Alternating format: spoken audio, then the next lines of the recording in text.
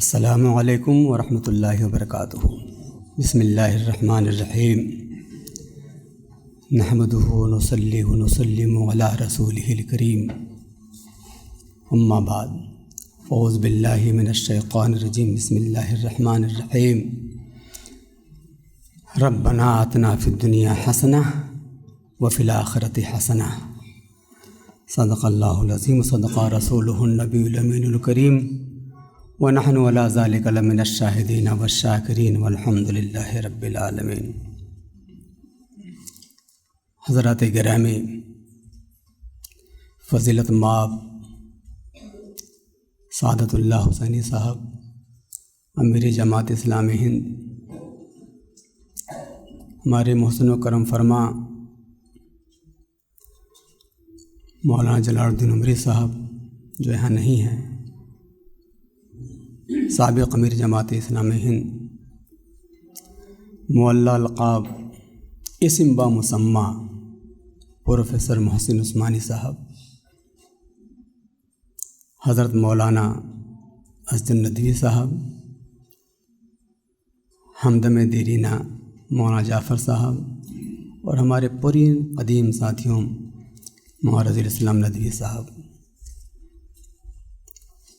پہلے تو مبارکباد دے دوں میں کہ اس قسم کی کوشش ہندوستان میں مختلف جگہوں پر ہونی چاہیے، جہاں پر مختلف مدارس کے علماء سے گفتگو کا، ملاقات کا موقع فراہم ہو۔ لیکن اگر جماعت اسلامی ہند کی طرف سے یہ کام ہو رہا ہے تو مجھے امید ہے کہ دوسری تنظیمیں بھی اس طرح توجہ فرمائیں گی۔ اللہ تعالیٰ اس کا ہم سب کو اجر عطا فرمائے۔ ایک دو زخم نہیں جسم ہے سارا چھلنی، ایک دو زخم نہیں جسم ہے سارا چھلنی، درد بے چین ہے بیچارہ کہاں سے اٹھے۔ آج ہمارے سامنے جتنے مسائل ہیں اس سے بتانے کی ضرورت نہیں ہے، سب واقف ہیں، اور ہمارے علماء نے مختلف انداز میں اپنی گفتگو کے اندر پیشر و خطبہ نے اس کی طرف اشارہ بھی کیا ہے۔ ظاہر ہے کہ یہ علماء کرام بہت ساری امت مسلمہ کے مسائل کا حل ہیں۔ کیوں؟ اس لیے کہ یہ خیر امت ہیں۔ امت تو پوری دنیا ہے، کوئی امت اجابت ہے، کوئی امت اطاعت ہے، کوئی امت متابعت ہے۔ نان مسلم بھی امت میں بھی ہیں، وہ لوگ بھی امت میں ہیں جو نبی کا فرمان سنتے ہیں اور سن کے ٹال دیتے ہیں، وہ بھی امت میں ہیں جو نبی کا فرمان سنتے ہیں، خدا کا حکام سنتے ہیں اور اس پر عمل کرنے کی بھرپور کوشش کرتے ہیں، اور انہی کو خیر امت کہا گیا ہے۔ مجھے خوشی ہے کہ میں خیر امت سے گفتگو کر رہا ہوں، جن کی ذمہ داریوں کا احساس ہے کہ ہماری ذمہ داری کیا ہے۔ علماء کرام کے بارے میں کہا جاتا ہے العلماء سرج الازمنہ، علماء کرام زمانے کے سورج ہوتے ہیں۔ سورج کا کام کیا ہوتا ہے؟ روشنی بانٹنا، روشنی تقسیم کرنا ہوتا ہے، دلالت و گمراہی سے لوگوں کو دور کرنا، سورج سے ان لوگوں کو آشنا کرانا، روشنی سے متعارف کرانا، تاریکیوں سے نکال کر اجالے میں لا کھڑا کرنا، یہ علماء کرام کی ذمہ داریاں ہوتی ہیں۔ اور یہی کام ہمارے ہندوستان اور ہندوستان سے باہر کے جو مدارس قائم ہیں وہ یہی کام انجام دیتے ہیں۔ حضرات گرامی، آج کل کتنے مسائل ہیں، ہمیں کن مسائل سے دو چار ہم ہو رہے ہیں، کہاں کہاں دیکھا جائے، کس پر غور کیا جائے، اور ساری ذمہ داریوں کا صحرا عام طور پر تصور یہ کیا جاتا ہے علماء کرام ہی اس مسئلے کا حل ہے، اور یقیناً حل ہے۔ سماجی معاشرتی طور پر آج جو بھی بات اٹھتی ہے مساجد و مدارس پر جا کر کے منتہی ہو جاتی ہے۔ عوام یہی طبقہ سمجھتا ہے کہ یہ مسئلہ علماء کرام حل کریں گے، اور یقیناً ہمارے اس سے پہلے علماء کرام نے مسئلے کو حل بھی کیا ہے۔ جو بھی مصائب سامنے آئے معاشرے پر، جو بھی مصیبتیں ہمارے سامنے آئی ہیں، سر پر کفن باندھ کر علماء کرام منظر عام پر آئے، میدان میں آئے، اور اس کا انہوں نے مقابلہ کیا، اور آج کس خوشگوار فضا میں ہم سانس لے کر زندگی بسر کر رہے ہیں، یہ سب انہیں علماء کرام کی دین ہے۔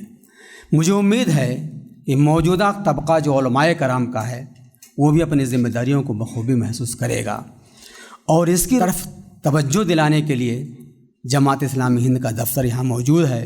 انہوں نے اس فکری کاوش کو، اس علمی کاوش کو جو ہمارے سامنے چیلنجز ہیں اس کو موضوع بنا کر کے سامنے پیش کرنا، اس سے آپ کو باخبر کرانا، ذمہ داریوں کا احساس دلانا، یہ بہت بڑا کارنامہ ان کا ہے جو انجام دے رہے ہیں، اور مجھے امید ہے کہ اس سے بھرپور آپ استفادہ کریں گے۔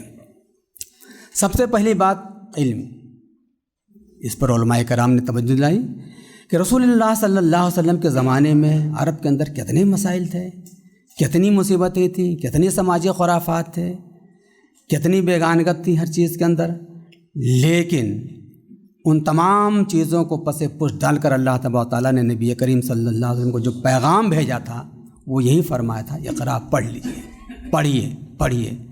یہ تو تعلیم کا پیغام تھا، اس بات کی دلیل تھی کہ اگر تعلیم سے کوئی انسان آراستہ ہو جاتا ہے، کوئی سماج آراستہ اس تعلیم سے ہو جاتا ہے، کوئی سماج اس معاشرے سے آراستہ ہو جاتا ہے، تو ہمارے خیال سے بہت ساری برائیوں سے وہ بچ جاتا ہے، بہت ساری پریشانیوں سے وہ بچ جاتا ہے۔ آج ہم نے اس تعلیم کا مسئلہ صرف تعلیم دین سمجھا ہے، اور سارا فوکس ہمارا جو ہے مسلم معاشرے کا، اور ہم نے اسی کو سمجھ رکھا ہے کہ اس کے بغیر ہمارے کوئی کام بننے والا نہیں ہے۔ لیکن اللہ تبارک و تعالیٰ نے جب نبی کریم صلی اللہ علیہ وسلم کو فرمایا تھا اقرا باسم ربک الذی خلق الانسان من علق، فوراً بتا دیا تھا کہ اقرا باسم ربک الذی خلق سے مراد دینی تعلیم کی طرف اشارہ ہے، اور خلق الانسان من علق میں جو اشارہ ہے وہ عصری تعلیم کی طرف اشارہ ہے۔ دونوں ساتھ ساتھ وابستگی بتا دی کہ دونوں تعلیم حاصل کرنا ایک انسان کے لیے ضروری ہے، اور یہ تعلیم سے اگر ہم آراستہ نہیں ہوتے ہیں تو ہماری پریشانیاں کبھی دور نہیں ہو سکتی ہیں۔ یہی وجہ ہے کہ ہم قرآن پاک کے اندر روزانہ صبح و شام 5 وقت نماز کے اندر ہم سب بلا تفریق اللہ تبارک و تعالیٰ سے ہی دعا فرماتے ہیں، ہمیں تعلیم دی گئی ہے کہ آپ یہی دعا مانگیے، ربنا آتنا فی الدنیا حسنہ وفی الآخرۃ حسنہ۔ ترجمہ بالکل واضح ہے، اے اللہ تعالیٰ ہمیں دنیا کی اچھائی، دنیا کے محاسن سے راستہ فرما، اور آخرت کی اچھائیاں عطا فرما۔ ایک سوال میں آپ سے کرنا چاہتا ہوں، اس آیت کریمہ کے اندر اللہ تبارک و تعالیٰ نے نمبر 1 پہ دنیا کو رکھا ہے، ربنا آتنا فی الدنیا، دنیا کو نمبر 1 پہ رکھا ہے، پھر اس کے بعد فرمایا گیا ہے ربنا فی الدنیا والآخرہ حسنہ، اور آخرت کو نمبر 2 پہ رکھا گیا ہے۔ آج ہمارا طرز عمل کیا ہے، ہمارے علماء کا طریقہ کار کیا ہے؟ مسجدوں کے اندر ہم خطاب کرتے ہیں تو ہم نمبر 1 کو تو نظر انداز کر جاتے ہیں کہ ہماری دنیا کیسے اچھے بنے گی، ہم آخرت سے اپنی گفتگو کا آغاز کرتے ہیں۔ ہم سب کو مرنا ہے، کل نفس ذائقۃ الموت، یہاں سے گفتگو کا آغاز ہوتا ہے۔ ہم قبر میں جائیں گے، منکر نکیر آئیں گے، سوال و جواب سے گزرنا پڑے گا، جوابات اچھے ہوں گے جنت کی کھڑکیاں کھول جائیں گی، جواب اچھے نہیں ہوں گے قبرستان کے اندر جو دیواریں ہوں گی سڑ جائیں گی، اور اس طرح بار بار عمل جاری رہے گا، میدان محشر قائم ہوگا، ہم لوگ وہاں اکٹھے ہوں گے، ثواب و حساب و کتاب ہوگا، جنتی جنت میں چلا جائے گا، دوزخی دوزخ میں چلا جائے گا، یہ ہم گفتگو کرتے ہیں۔ لیکن کیا ہم نے اس پر غور کیا کہ دنیا کی اچھائی کیا ہے؟ ربنا آتنا فی دنیا کے اندر ہم دنیا کو ہماری اچھائی کیا ہے، اور اللہ تعالیٰ ہمیں بار بار اس کی تعلیم کیوں دیتا ہے کہ دنیا اچھی بناؤ؟ اس لیے دنیا اچھے بنانا ضروری ہے۔ اب دنیا کی اچھائی ہے کیا چیز؟ کیا محتاج بنیں ہم؟ یہی دنیا کی اچھائی ہے۔ کیا غریب ہوں؟ یہی دنیا کی اچھائی ہے۔ کیا غریب محتاج و فقیر تندرست ہوں؟ یہی دنیا کی اچھائی ہے۔ کیا جاہل ان پڑھ ہوں؟ یہی دنیا کی اچھائی ہے؟ آپ کہو گے دنیا کی اچھائی نہیں ہے۔ پھر میں آپ سے پوچھوں گا کہ دنیا کی اچھائی کیا ہے؟ آپ کہو گے قوی تمانے ہونا، یہ دنیا کی اچھائی ہے۔ تمام آلات حرب سے آراستہ ہونا، یہ دنیا کی اچھائی ہے۔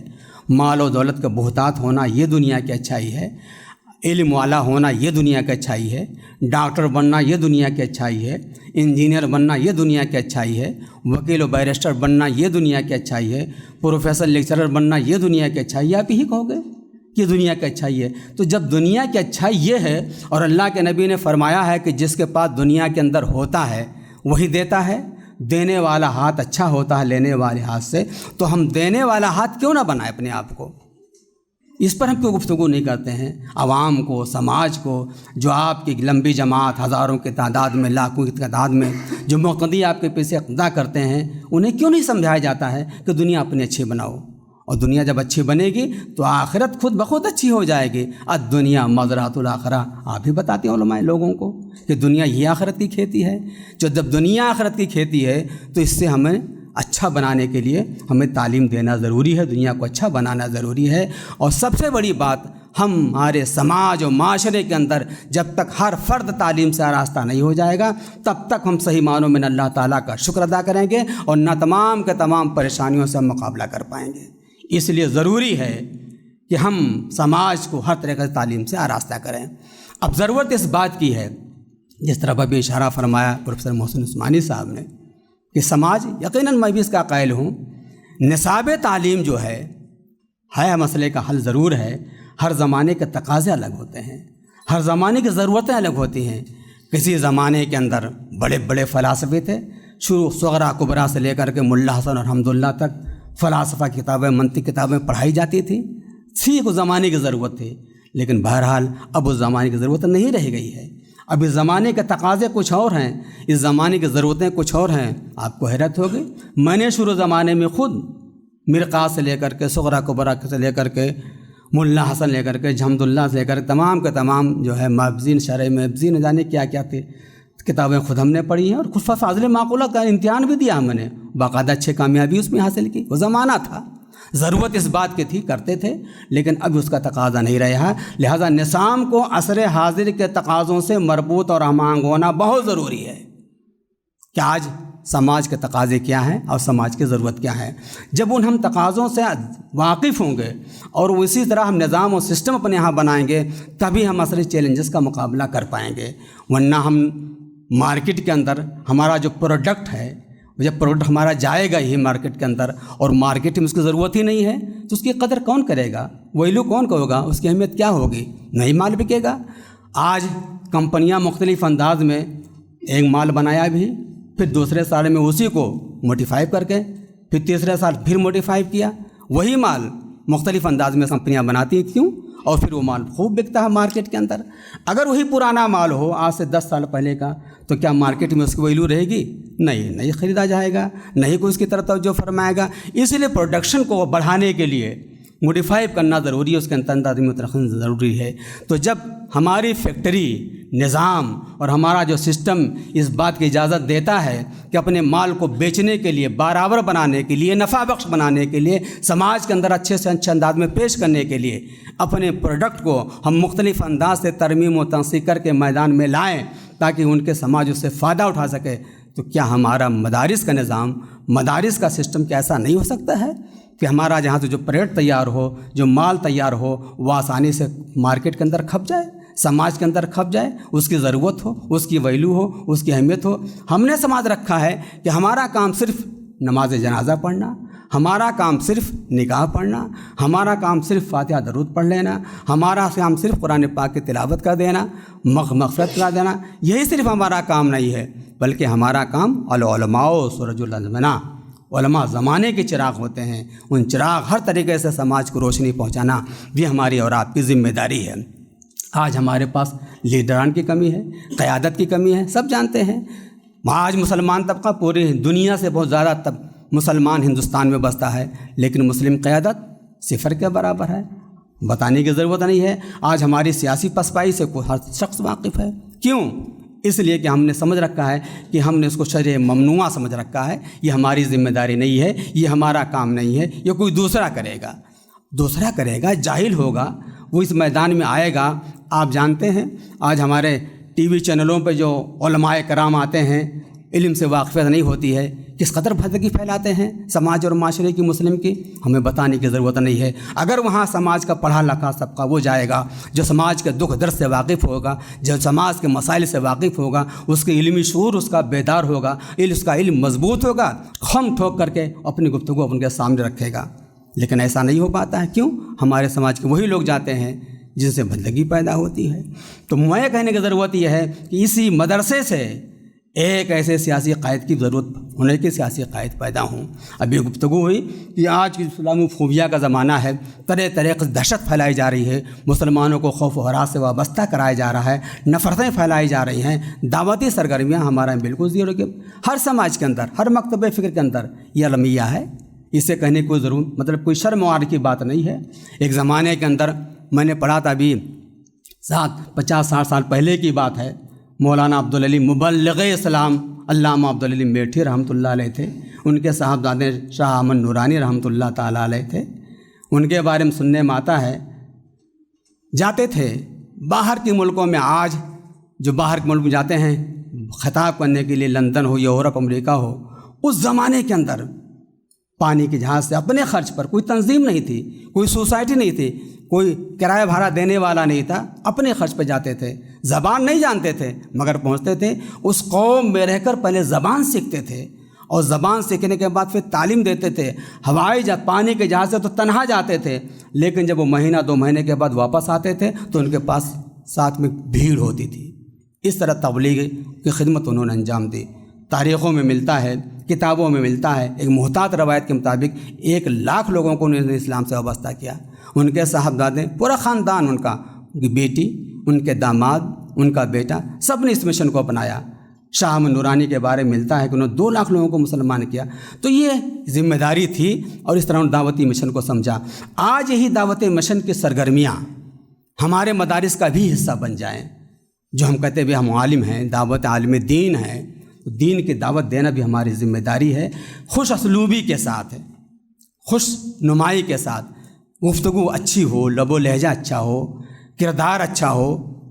بہاؤالدین زکریا ملتانی رحمۃ اللہ تعالیٰ علیہ اپنے مریدین کے بارے میں جب بیعت کرتے تھے تو جاتے تھے، جاؤ تبلیغ کے لیے، مگر یاد رکھنا دکان کرتے تھے، تجارت کرتے تھے، کوئی مال خراب مت دینا، کبھی جھوٹ مت بولنا، اپنے ارادے پر بالکل مضبوطی کے ساتھ قائم رہنا، کردار اچھا پیش کرنا۔ جب ایسا کرو گے تو لوگ آپ کی طرف مائل ہوں گے۔ اور یہی طریقہ کار تھا صحابہ کرام کا، یہی طریقہ کام تھا داعیین اسلام کا، سب نے یہ انجام دیا۔ یہی وجہ سے اسلام تیزی کے ساتھ پھیلا ہے۔ اگر یہ طریقہ نہ اپنایا گیا ہوتا تو شاید آج جس انداز سے اسلام گونے ہندوستان کے گوشے گوشے میں نظر آ رہا ہے نہ آیا ہوتا۔ تو ہمیں کیوں نہیں آج ہم اس سے بات، ابھی میں پہلات پور میں اس ایک جگہ ہے دلی کے اندر، جب شروع میں دلی میں آیا علی گڑھ سے چھوڑ کر کے 1990-91 کے اندر، تو ایک مسلمان کے ہاں میں گیا، صبح اکیلے رہتا تھا، بچے بیوی ساتھ میں نہیں تھے، انڈے لینے گیا میں کہ بھائی ناشتہ آج کل یہ آسان ہوتا ہے، فرائیڈ انڈے فرائی کر لو۔ ہم نے کہا چچا ایک انڈا دے دیجئے، دیا انہوں نے انڈا، ہم نے کہا 10 روپے کا نور، زمانے میں 2 روپے کا انڈا ملتا تھا۔ کہا نہیں ٹوٹی لے کر، ہم کہا ٹوٹی تو نہیں، آپ 10 روپے رکھ لیجیے، شام میں اب حساب کتاب ہو جائے گا۔ کہیں نہیں آپ لوٹے لے کر آئیے۔ خیر ہم نے انڈا نے واپس کر دیا، مجبوری تھی، ہمارے پاس ٹوٹے پیسے نہیں تھے۔ ایک غیر مسلم کے ہاں جب جاؤ، اگر اس سے کو ہمیں کوئی سامان دے دو، وہ سامان دے دے گا، ٹوٹا نہیں ہے، لیجیے گا ڈاکٹر صاحب کوئی بات نہیں، آپ کل دے دیجیے گا، پہنچنے بجے گا تب دے دیجیے گا۔ تو اس طریقے سے جب ہمارے جو کردار ہمارا تھا، جو دوسرے اپنائیں گے تو بات ان کی آگے بڑھے گی، ہمارا کردار اس سے ہم دستبردار ہو رہے ہیں۔ تو یہ سارے مسائل ہیں، اپنے کو اس طرح ہمیں سنوارنا پڑے گا اور وہی اخلاق و کردار کا نمونہ پیش کرنا پڑے گا جو تمام ماضی میں ہمارے اسلاف کرام نے پیش کیا ہے۔ تنظیم اور اداروں کی بہت ضرورت ہے، ایسی ایسی تنظیمیں قائم ہوں۔ تنظیمیں تو بہت قائم ہیں لیکن کام کی تنظیمیں نہیں ہیں۔ ان تنظیموں کو ہمیں برابر بنانا چاہیے تاکہ ہم جس سماج و سوسائٹی میں رہیں اس سوسائٹی سے تنظیموں کو فائدہ پہنچ سکے۔ اور اس کے علاوہ جو ہے میڈیا کے اندر ہماری نمائندگی نہیں ہے، ہم اپنی باتیں وہاں تک نہیں پہنچا سکتے ہیں۔ آج اب کچھ اس زمانے کے اندر شروعات ہو گئی ہے کہ ہمارے مدارس کے طلبہ اس طرح متوجہ ہوئے ہیں، بڑی خوشی کی بات ہے، مگر مزید اور بھی اس پر ضرورت ہے کہ مدارس کے طلبہ اس طرح بھی توجہ فرمائیں اور میڈیا کے اندر بھی جائیں اور اپنی بات رکھیں اور اچھی صحیح عکاسی سماج کی سوسائٹی کریں تاکہ اس سے صحیح بات عوام تک پہنچ سکے۔ الحاد و جدیدیت جو مذہبی ذمہ داری پھیلی جا رہی ہے، یہ بھی ذمہ داری ہماری سب کی بنتی ہے اور ہم اس کو ختم کرنے میں مؤثر کردار ادا کر سکتے ہیں جو دوسرا نہیں کر سکتا ہے۔